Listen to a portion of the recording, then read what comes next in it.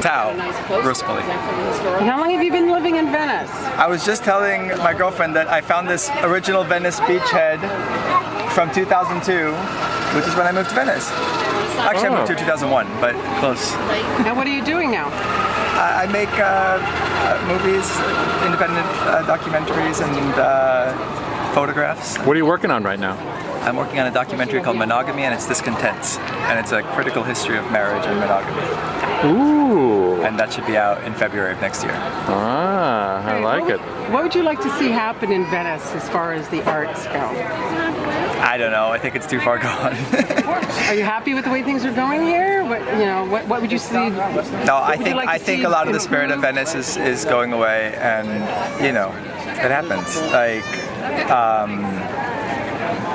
No, there's still flavor, obviously. I mean, if you go to the boardwalk and around there, and it's not totally yuppified and gentrified, but it's close. And I'm probably part of the problem. You're probably part of the problem? Why? I don't know. I mean, I came here 11 years ago, and I don't know. I mean, we had this great filmmakers cooperative out of the school bus, and that was, I think, part of the spirit of old Venice, which probably wouldn't be possible today. We had an old school bus with editing systems inside of it, and opened it up to the community for people to come in and make movies and work together. So I just don't see something like that existing in Venice now. But what are you guys doing? Maybe I'm wrong. Thank you. What are you selling? Nothing. Drugs. Hey, you're walking the dog. You're a person on the street. I'm a noted celebrity. Oh. May we interview you a moment? Short interview? Yeah, okay. Where's the Peace and Freedom? Straight down this way. Oh, there's a good way down there. Okay, ready? I'm ready. I'm rolling. What's your name? My name is Jim Smith. Well, Mr. Why are you at this festival today? I come every year because I like to see my neighbors and see what's happening in town. How long have you been coming to this event? Well, before this, I came to the Canal Festival, which was back in the 70s. And I think I came to the first one, which was 150 years ago. Yeah, that's right. And you've been active in Venice. What are some of the causes that you've been really close and worked really hard on? You mean besides drugs and surfing and stuff like that? Yeah. Okay. The Vietnam Veterans Against the War. Then I've been active in Venice Town Council, the Pre-Venice Beachhead, and the one and only Venice Peace and Freedom Party. Yay! And I was an elected official of the Grassroots Venice Neighborhood Council. All right. Among other things. Don't forget the post office and that kind of stuff. OPDs? OPDs, yes. What is OPD? What does that mean? That means pay parking, and we didn't want it here, we Venetians, and the city of LA tried to force it on us. So we defeated them, smacked them down. So what are your hopes and aspirations for Venice in the future? Do you have any suggestions, anything you'd like to say? That it always remain a haven for the poor, the dispossessed, the artists, the poets, the people have nowhere else to go and don't want to go anywhere else, and that they can live here in peace and happiness and cheap rent. Thank you. Anything else you want to say? Bye. Okay. John, is there anything you like about Venice? There isn't anything I don't like about it. That's my problem. You like everything about Venice? Yeah, Isn't there anything that pisses you off? That's why I stayed here for 55 years. My name is Bunny Lua, and I own the Greenhouse Smoke Shop, and today's a really super fun day. And who's with you? And this is my son, Leaf. Hi. What are you doing here today, Leaf? Enjoyed the festival, and I think I'm gonna meet my team up at the school, and we're gonna advertise, and I'm gonna meet my friend up. What school? The Westminster. No, but what is your basketball UST, United Sports Trainer. And It's a basketball travel league. yeah. Do you have a is booth that? down there? What's a basketball travel league? I don't know what that is. So there's like when you go to a park, most of the time, when there's basketball courts there, they might set up a league where kids enroll, and then once a week they practice, and then once every weekend they have a game. But AAU is different. They find a place to practice. They practice there as much as they can like 3 times a week, and then occasionally they'll go to tournaments all over California. We had one in Vegas. We might have one in Florida. And we're just traveling around playing basketball against other teams, different age groups. That's pretty much it. Great. And what would you like to see as far as art in Venice? I would like to see not too many chain stores come here because it's like it takes the life out of Venice. And like art-wise, I guess like more graffiti, less like painting and all like rules and all that stuff, just like graffiti and like the art cave gallery. They have like really fun stuff there. Graffiti art. Yeah, graffiti art, and not all the time like paint this, paint that. Look, it's a octopus, but more like it's a gorilla with an octopus head with a guy in the background. Come on, this My name is Limor, and our company name is South Peaks Confections, and we make all natural French macarons. Bacon and banana. Oh yeah, bacon and banana. Is this your first time at the festival? This one, yeah. How are you? Good, how are you? Well, you're still on a tournament, This is aren't you? 7 months. What is what? Pistachio raspberry, chocolate cocoa, apple pie, bacon and banana, or I have a salted caramel if you want. Why are you here? And the bigger the Perform. With what? Talk to me. Talk to me. Tell me about it. Samba group. Well, you know Sandra then. With Sandra. What samba group and La Mudanza. and where are they based? In Los Angeles? In Los Angeles. Great, and it's Brazilian drumming? It is. Great. Is this your first time here? Oh no, it's my second time. Great. You having a good time? Yeah, oh yeah, Great. Well, we always. loved your drumming. It was Thank great. you. Appreciate it. My name is Samantha Kennedy, and my company is Shield and Honor. We're here, this is actually our last festival of the summer, and I make bullet necklaces that honor war veterans and heroes. And why do you use bullets? It actually happened by accident. My grandfather was a bomber pilot in World War II, and he passed away a few years ago, and at his funeral someone picked up the big shell casings from his 21-gun salute, and she gave them to me because I was the granddaughter. And I ended up putting it on a chain and wearing it just because it was meaningful to me. And people stopped me every single day asking what it was, and when they heard the meaning behind it, as it turns out, it's meaningful to a lot of people. They could relate it to someone who they knew, so that's how it started. And you give a percentage of your proceeds to the Intrepid Fallen Heroes Fund. And what's that? It's similar to the Wounded Warriors. They donate to veterans, their families, and help them kind of reacclimate when they get back. Can we show? There's some of your. Can you show us some of your work? Absolutely. So these Swarovski crystals are encrusted onto they're all once fired recycled bullet casings. Where do you get those? Where do you get the casings? They're pretty easy. They're all once fired, so people typically buy them and they reload them. I used to just go to shooting ranges and sweep them up, but there's actually companies that collect them, they polish them, and that makes it a little easier for me. And then these are paired with some amethyst crystals, pyrite, quartz, different stones. How long have you been doing this? I started my company just over a year ago. I had made them previously for a few years, but I quit my job and I'm doing this full time for a little over a year now. Have you thought about going on Shark Tank? Yes, I have. People tell me every time I do these festivals, they always tell me I should. I gotta work on that. Okay, thank you so much. Yeah, it's Carmen Zella, and I work with the Do Art Foundation. We're a public arts nonprofit, and we are about 3 years old. In Venice, we actually did a mural on the roosterfish with Alex Diaz.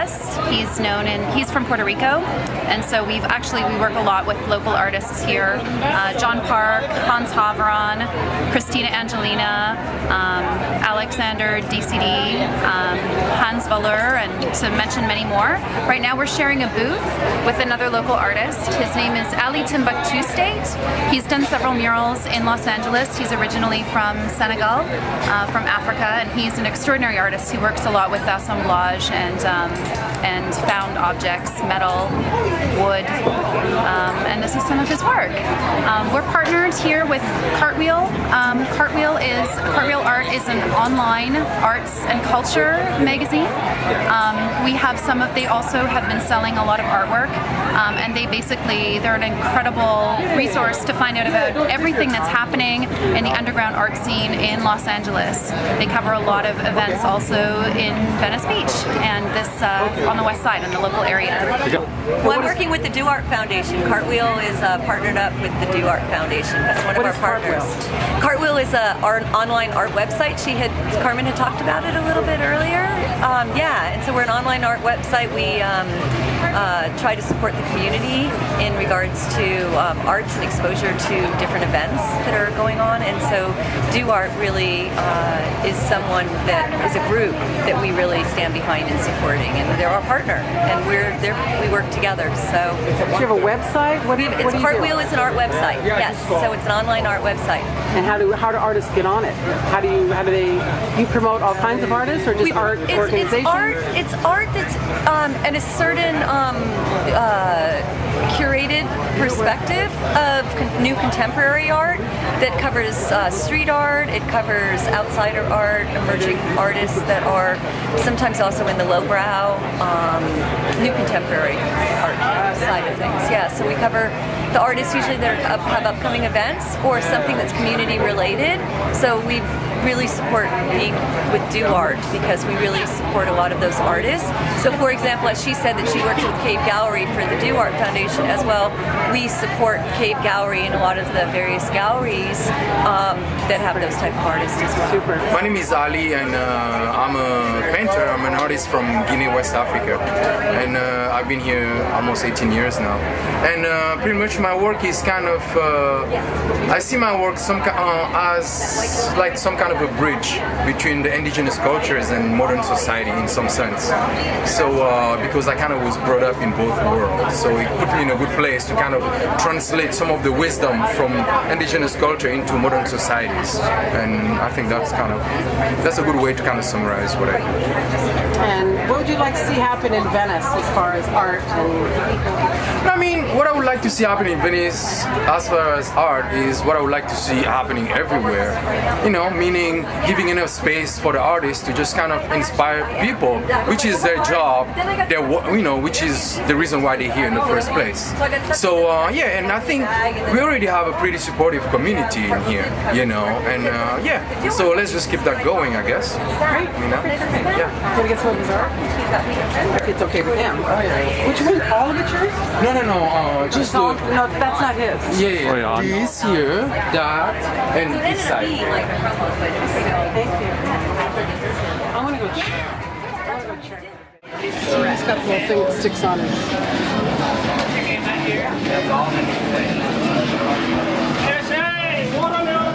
My name's Tyler Mattson. My name's Tyler Mattson, and our company is called Love Nail Tree. And we call ourselves a storytelling company. We like to tell stories, any type of story, stories that don't really get told, to inspire, to provoke conversation. Right now we're using fashion, jewelry, and graphic tops. But we also like to use film, theater, printed media, anything to tell stories. That's kind of our thing. Where are you located? Right now we are in downtown Los Angeles. We have a warehouse right in the middle of Skid Row. And that's kind of where we make everything and also reach out to the community a little bit as well. Show us a piece of your art and why you chose that story are they one of a kind? So let's see, here's a good one. This is a story, or this is a conversation that doesn't really get talked about as much, at least through fashion. So every shirt comes with a printed meaning on the inside, and this is actually talking about addiction. So it's a man I promised to my wife and children that I would stop drinking, but it's kind of that daily struggle. But yeah, every shirt's unique, each has its own story. And like I said, stories from, like right here we got something that's a lot more lighthearted, and wherever I'm with you is home, so it's kind of relationship and family. You know, Bob Marley said, home is where I am. Yeah, that's cool too. I love that. Well, this is fabulous. And why are you here at the Abbot Kinney Festival? So we do festivals every weekend. It's actually a big part of our business. But Abbot Kinney is like one of the best that we do in the year. Really? We love it here. Yeah, this is one of our best. How many years have you been here? I think this is our third or fourth year. Roberta Hayes, and I've lived in Venice for, I guess, about 20 years. I'm a renter. I've seen it change.